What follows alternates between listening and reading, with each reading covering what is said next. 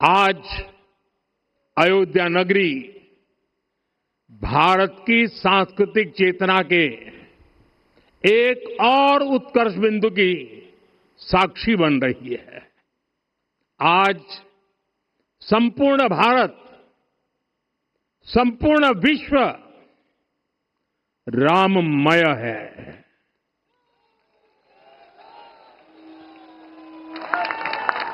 हर राम भक्त के हृदय में अद्वितीय संतोष है, असीम कृतज्ञता है, अपार अलौकिक आनंद है।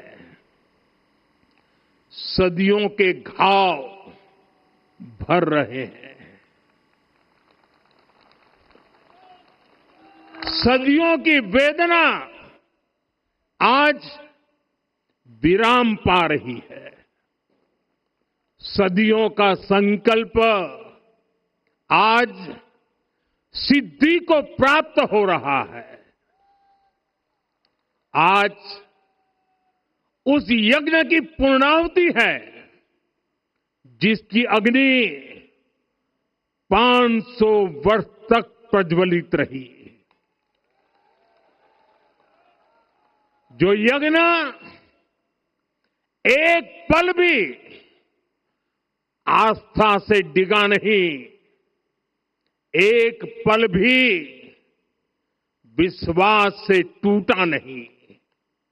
आज भगवान श्री राम के गर्भगृह की अनंत ऊर्जा, श्री राम परिवार का दिव्य प्रताप इस धर्म ध्वजा के रूप में इस दिव्यतम भव्यतम मंदिर में प्रतिष्ठापित हुआ है। और साथियों, ये धर्म ध्वजा केवल एक ध्वजा नहीं, ये भारतीय सभ्यता के पुनर्जागरण का ध्वज है। इसका भगवा रंग, इस पर रचित सूर्य वंश की ख्याति, वर्णित होम शब्द और अंकित कोविदार वृक्ष राम राज्य की कीर्ति को प्रतिरूपित करता है। ये ध्वज संकल्प है, ये ध्वज सफलता है, ये ध्वज संघर्ष से सृजन की गाथा है, ये ध्वज सदियों से चले आ रहे स्वप्नों का साकार स्वरूप है। ये ध्वज संतों की साधना और समाज की सहभागिता की सार्थक परिणति है। साथियों, आने वाली सदियों और सहस्त्र शताब्दियों तक ये धर्म ध्वज प्रभु राम के आदर्शों और सिद्धांतों का उद्घोष करेगा। ये धर्म ध्वज आह्वान करेगा, सत्यमेव जयते नानृतम, यानी जीत सत्य की ही होती है, असत्य की नहीं। ये धर्म ध्वज उद्घोष करेगा, सत्यम एक पदम ब्रह्म सत्य धर्म प्रतिष्ठित, अर्थात सत्य ही ब्रह्म का स्वरूप है, सत्य में ही धर्म स्थापित है। ये धर्म ध्वज प्रेरणा बनेगा, प्राण जाए पर वचन न जाहि, अर्थात जो कहा जाए वही किया जाए। ये धर्म ध्वज संदेश देगा, कर्म प्रधान विश्व रची राखा, अर्थात विश्व में कर्म और कर्तव्य की प्रधानता हो। ये धर्म ध्वज कामना करेगा, बैर न विग्रह आस न त्रासा, सुखमय ताहि सदा सब आशा। यानी भेदभाव, पीड़ा, परेशानी से मुक्ति, समाज में शांति और सुख हो, ये धर्म ध्वज हमें संकल्पित करेगा।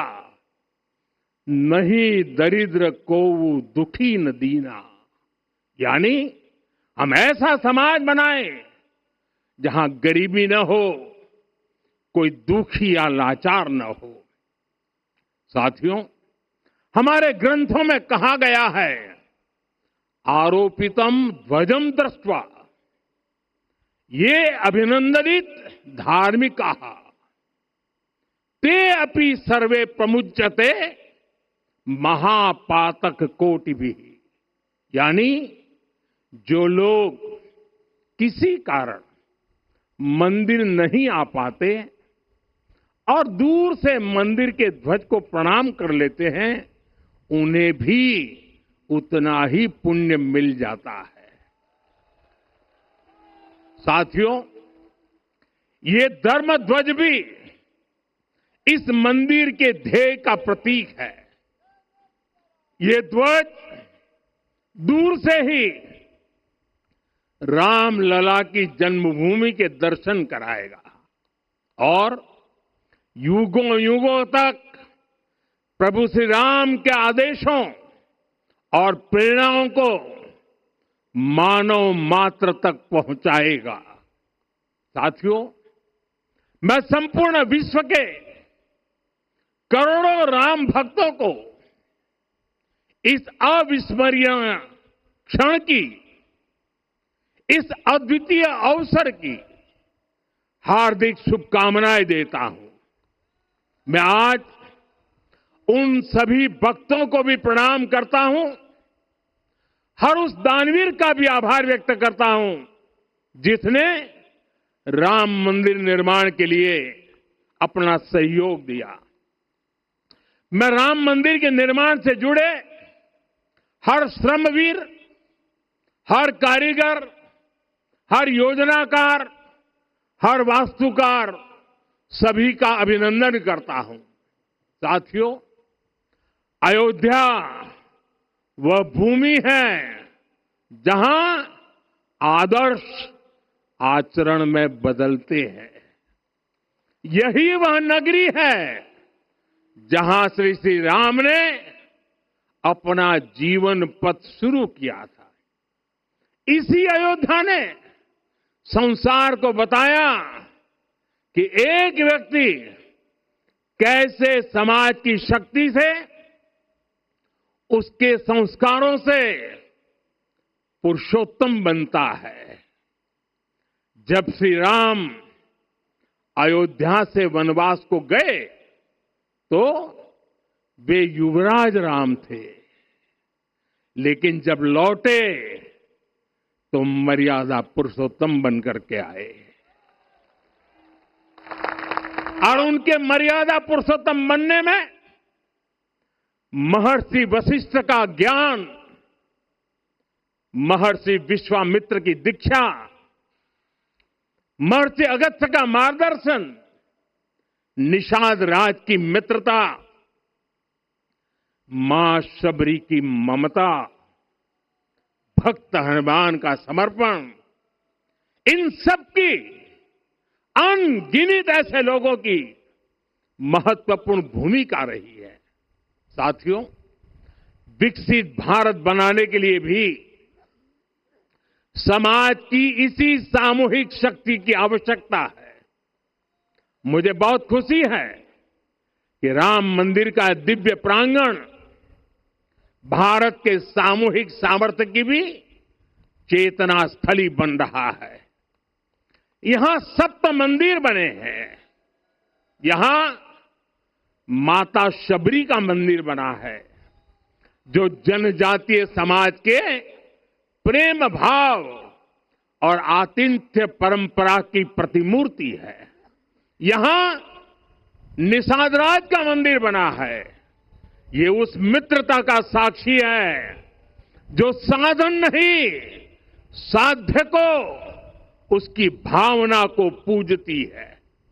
यहां एक ही स्थान पर माता अहिल्या है, महर्षि वाल्मीकि है, महर्षि वशिष्ठ है, महर्षि विश्वामित्र है, महर्षि अगस्त्य है और संत तुलसीदास है। रामलला के साथ साथ इन सभी ऋषियों के दर्शन भी यहीं पर होते हैं। यहां जटायु जी और गिलहरी की मूर्तियां भी है, जो बड़े संकल्पों की सिद्धि के लिए हर छोटे से छोटे प्रयास के महत्व को दिखाती है। मैं आज हर देशवासी से कहूंगा कि वो जब भी राम मंदिर आए तो सप्तम मंदिर के दर्शन भी अवश्य करें। ये मंदिर हमारी आस्था के साथ साथ मित्रता, कर्तव्य और सामाजिक सद्भाव के मूल्यों को भी शक्ति देते हैं। साथियों, हम सब जानते हैं हमारे राम भेद से नहीं भाव से जुड़ते हैं। उनके लिए व्यक्ति का कुल नहीं, उसकी भक्ति महत्वपूर्ण है। उन्हें वंश नहीं, मूल्य प्रिय है। उन्हें शक्ति नहीं, सहयोग महान लगता है। आज हम भी उसी भावना से आगे बढ़ रहे हैं। पिछले 11 वर्षों में महिला, दलित, पिछड़े, अति पिछड़े, आदिवासी, वंचित, किसान, श्रमिक, युवा, हर वर्ग को विकास के केंद्र में रखा गया है। जब देश का हर व्यक्ति, हर वर्ग, हर क्षेत्र सशक्त होगा, तब संकल्प की सिद्धि में सबका प्रयास लगेगा और सबके प्रयास से ही 2047 जब देश आजादी के 100 साल मनाएगा, हमें 2047 तक विकसित भारत का निर्माण करना ही होगा। साथियों, रामलला की प्राण प्रतिष्ठा के ऐतिहासिक अवसर पर मैंने राम से राष्ट्र के संकल्प की चर्चा की थी। मैंने कहा था कि हमें आने वाले 1000 वर्षों के लिए भारत की नींव मजबूत करनी है। हमें याद रखना है, जो सिर्फ वर्तमान का सोचते हैं वो आने वाली पीढ़ियों के साथ अन्याय करते हैं। हमें वर्तमान के साथ साथ भावी पीढ़ियों के बारे में भी सोचना है, क्योंकि हम जब नहीं थे ये देश तब भी था, जब हम नहीं रहेंगे ये देश तब भी रहेगा। हम एक जीवंत समाज है, हमें दूरदृष्टि के साथ ही काम करना होगा। हमें आने वाले दशकों, आने वाली सदियों को ध्यान में रखना ही होगा। और साथियों, इसके लिए भी हमें प्रभु राम से सीखना होगा। हमें उनके व्यक्तित्व को समझना होगा। हमें उनके व्यवहार को आत्मसात करना होगा। हमें याद रखना होगा, राम यानी आदर्श, राम यानी मर्यादा, राम यानी जीवन का सर्वोच्च चरित्र, राम यानी सत्य और पराक्रम का संगम। दिव्य गुणे शक्र समो रामः सत्य पराक्रमः। राम यानी धर्म पथ पर चलने वाला व्यक्तित्व। रामः सत्पुरुषो लोके सत्यः सत्यपरायणः। राम यानी जनता के सुख को सर्वोपरि रखना, प्रजा सुखत्वे चंद्रस्य। राम यानी धर्म और क्षमा का दरिया। वसुधाया क्षमा गुणे है। राम यानी ज्ञान और विवेक की पराकाष्ठा। बुद्ध या बृहस्पति तुल्य।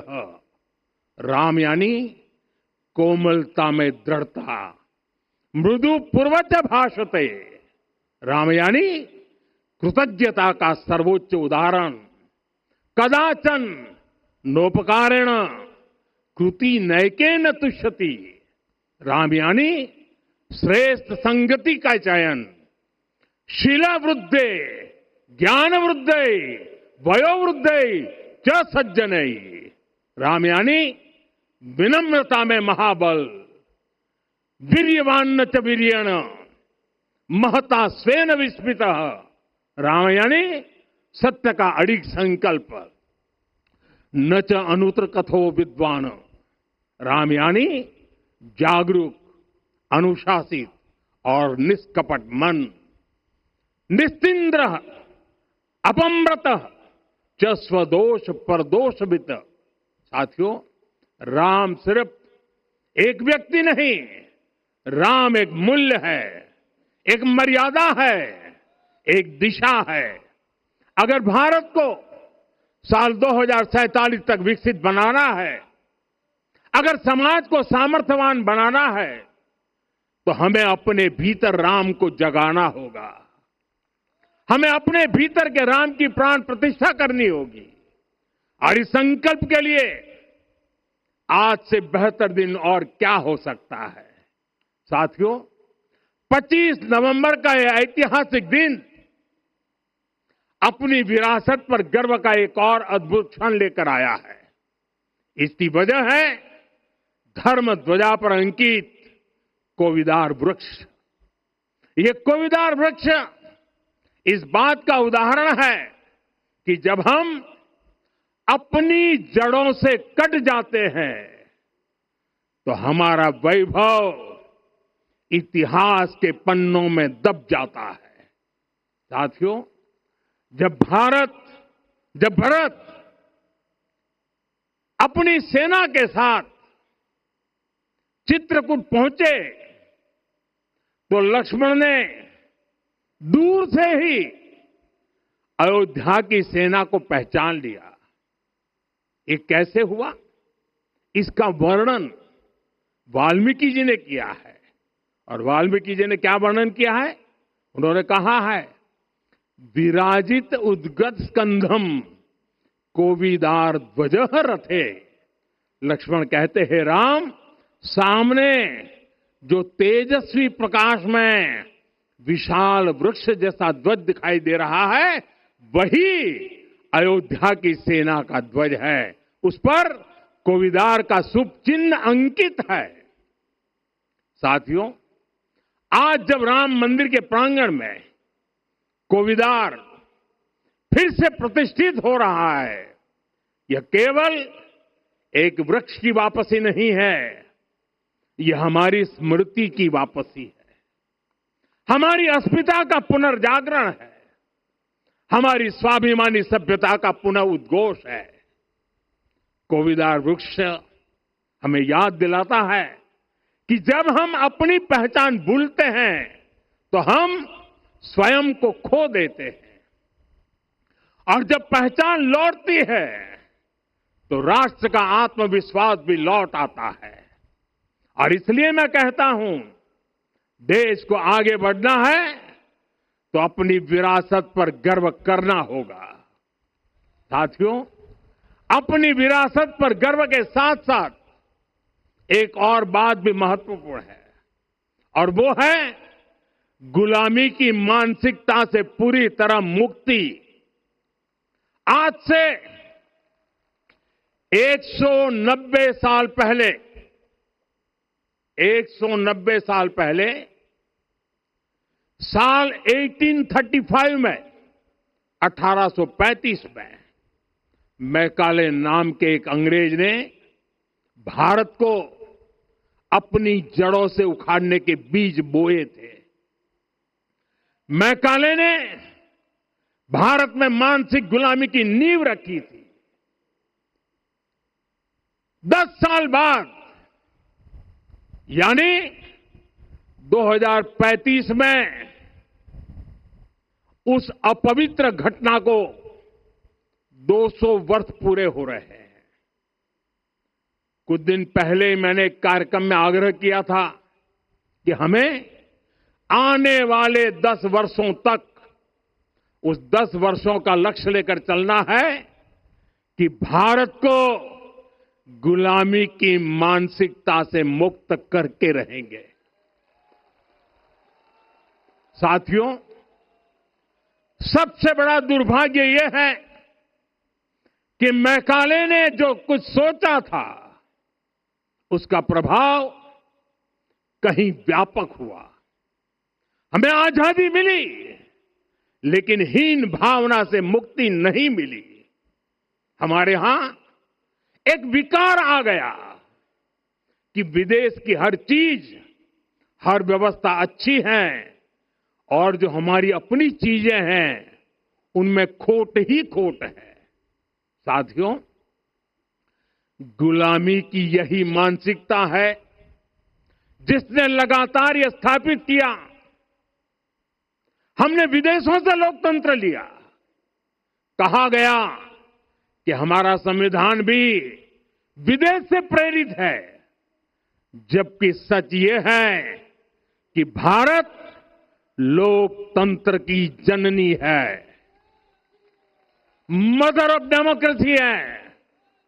लोकतंत्र हमारे डीएनए में है। साथियों, अगर आप तमिलनाडु जाएंगे तो तमिलनाडु के उत्तरी हिस्से में उत्तीर-मेरूर गांव है। वहां हजारों वर्ष पहले का एक शिलालेख है। उसमें बताया गया है कि उस कालखंड में भी कैसे लोकतांत्रिक तरीके से शासन व्यवस्था चलती थी, लोग कैसे सरकार चुनते थे। लेकिन हमारे यहां तो मैग्ना कार्टा की प्रशंसा का ही चलन रहा। हमारे यहां भगवान बसवन्ना, उनके अनुभव मंटपा की जानकारी भी सीमित रखी गई। अनुभव मंटपा यानी जहां सामाजिक, धार्मिक और आर्थिक विषयों पर सार्वजनिक बहस होती थी, जहां सामूहिक सहमति से निर्णय लिए जाते थे। लेकिन गुलामी की मानसिकता के कारण इस भारत की कितनी ही पीढ़ियों को इस जानकारी से भी वंचित रखा गया। साथियों, हमारी व्यवस्था के हर कोने में गुलामी की इस मानसिकता ने डेरा डाला हुआ था। अब याद करिए, भारतीय नौसेना का ध्वज सदियों तक उस ध्वज पर ऐसे प्रतीक बने रहे जिनका हमारी सभ्यता, हमारी शक्ति, हमारी विरासत से कोई संबंध नहीं था। अब हमने नौसेना के ध्वज से गुलामी के हर प्रतीक को हटाया है। हमने छत्रपति शिवाजी महाराज की विरासत को स्थापित किया है। और ये सिर्फ एक डिजाइन में बदलाव नहीं हुआ, ये मानसिकता बदलने का क्षण था। ये वो घोषणा थी कि भारत अब अपनी शक्ति अपने प्रतीकों से परिभाषित करेगा, न कि किसी और की विरासत से। और साथियों, यही परिवर्तन आज अयोध्या में भी दिख रहा है। साथियों, ये गुलामी की मानसिकता ही है जिसने इतने वर्षों तक रामत्व को नकारा है। भगवान राम अपने आप में एक वैल्यू सिस्टम है। ओरछा के राजा राम से लेकर रामेश्वरम के भक्त राम तक और शबरी के प्रभु राम से लेकर मिथिला के पाहुन राम जी तक भारत के हर घर में, हर भारतीय के मन में और भारतवर्ष के हर कण कण में राम है। लेकिन गुलामी की मानसिकता इतनी हावी हो गई कि प्रभु राम को भी काल्पनिक घोषित किया जाने लगा। साथियों, अगर हम ठान ले अगले 10 साल में मानसिक गुलामी से पूरी तरह मुक्ति पा लेंगे। और तब जाकर के ऐसी ज्वाला प्रज्वलित होगी, ऐसा आत्मविश्वास बढ़ेगा कि 2047 तक विकसित भारत का सपना पूरा होने से भारत को कोई रोक नहीं पाएगा। आने वाले 1000 वर्ष के लिए भारत की नींव तभी सशक्त होगी जब मैकाले की गुलामी के प्रोजेक्ट को हम अगले 10 साल में पूरी तरह ध्वस्त करके दिखा देंगे। साथियों, अयोध्या धाम में रामलला का मंदिर परिसर भव्य से भव्यतम हो रहा है और साथ ही अयोध्या को संवारने का काम लगातार जारी है। आज अयोध्या फिर से वह नगरी बन रही है जो दुनिया के लिए उदाहरण बनेगी। त्रेता युग की अयोध्या ने मानवता को नीति दी। 21वीं सदी की अयोध्या मानवता को विकास का नया मॉडल दे रही है। तब अयोध्या मर्यादा का केंद्र थी, अब अयोध्या विकसित भारत का मेरुदंड बनकर उभर रही है। साथियों, भविष्य की अयोध्या में पौराणिकता और नूतनता का संगम होगा। सरयू जी की अमृत धारा और विकास की धारा एक साथ बहेगी। यहां आध्यात्म और आर्टिफिशियल इंटेलिजेंस दोनों का तालमेल दिखेगा। राम पथ, भक्ति पथ और जन्मभूमि पथ से नई अयोध्या के दर्शन होते हैं। अयोध्या में भव्य एयरपोर्ट है। अयोध्या में आज शानदार रेलवे स्टेशन है। वंदे भारत और अमृत भारत एक्सप्रेस जैसी ट्रेनें अयोध्या को बाकी देश से जोड़ रही हैं। अयोध्या वासियों को सुविधाएं मिले, उनके जीवन में समृद्धि आए, इसके लिए निरंतर काम चल रहा है। साथियों, जब से प्राण प्रतिष्ठा हुई है तब से लेकर आज तक करीब करीब 45 करोड़ श्रद्धालु यहां दर्शन के लिए आ चुके हैं। ये वो पवित्र भूमि है जहां 45 करोड़ लोगों के चरण रज पड़े हैं और इससे अयोध्या और आसपास के लोगों की आय में आर्थिक परिवर्तन आया है, वृद्धि हुई है। कभी अयोध्या विकास के पैमानों में बहुत पीछे थी, आज अयोध्या नगरी यूपी के अग्रणी शहरों में से एक बन रही है। साथियों, 21वीं सदी का आने वाला समय बहुत महत्वपूर्ण है। आजादी के बाद के 70 साल में भारत विश्व की 11वीं सबसे बड़ी अर्थव्यवस्था बना। 70 साल में 11वीं। लेकिन पिछले 11 साल में ही भारत विश्व की 5वीं सबसे बड़ी अर्थव्यवस्था बन चुका है। और वो दिन दूर नहीं जब भारत विश्व की 3री सबसे बड़ी अर्थव्यवस्था भी बन जाएगा। आने वाला समय नए अवसरों का है, नई संभावनाओं का है और इस अहम कालखंड में भी भगवान राम के विचार ही हमारी प्रेरणा बनेंगे।